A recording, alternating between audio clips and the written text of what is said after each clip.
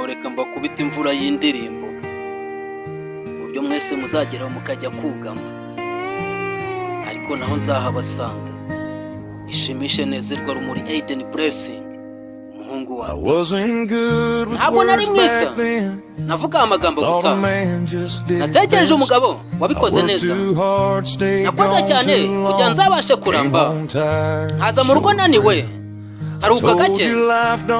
Nakubwiye ngo ubuzima ntibutanga akaruhuko, ugomba guhagarara ugahatana. Ariko ntabwo nigeze nkwereka uko bakora, nakweretse uko bamera. Nakubwiye ngo komera, sinakwereka ububabare bwawe nkuko ntigeze niyumva bisanzwe. Nagerageje kukwigisha ikibi n'icyiza,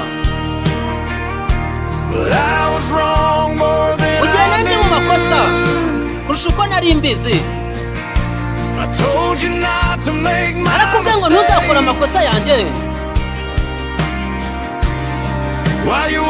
mugihe wahora kundeba ndi kuyakora. Iyo uza kuba waramenye impamvu urukundo rwakonje, n'impamvu ntavuze byinshi, nagerageje kukurera uzakomere kundusha, ariko nibagiwe kukwereka urukundo.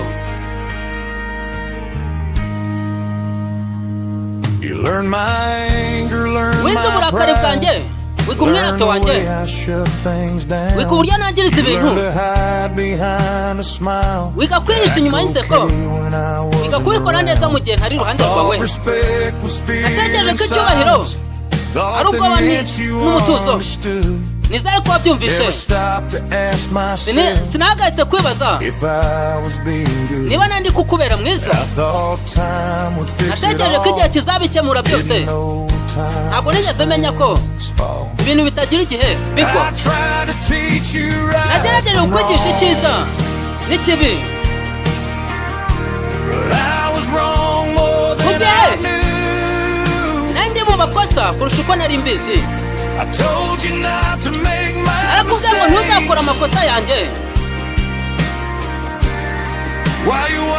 mu gihe wahora kundeba nkora ayo makosa.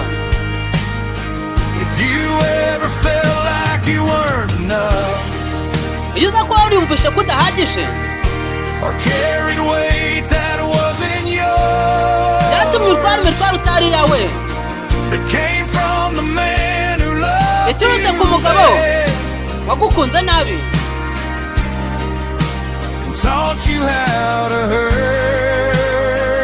Nakwigishije ko wababaza abandi.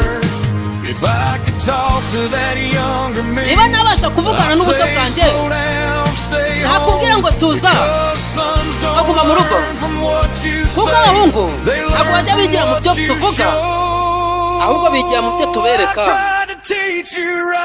Nagerageje kukwigisha icyiza n'ikibi, ubu ndabibona neza iri joro. Wahindutse umugabo wambonyemo,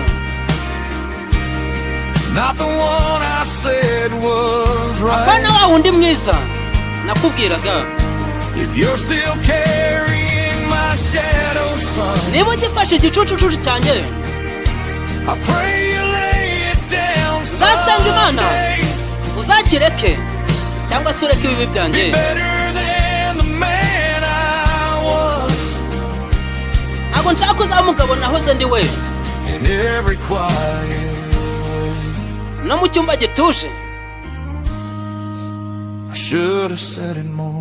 Nzavuga byinshi, njye ndi monster, mastermind. Ntewe ishema nawe muhungu wanjye.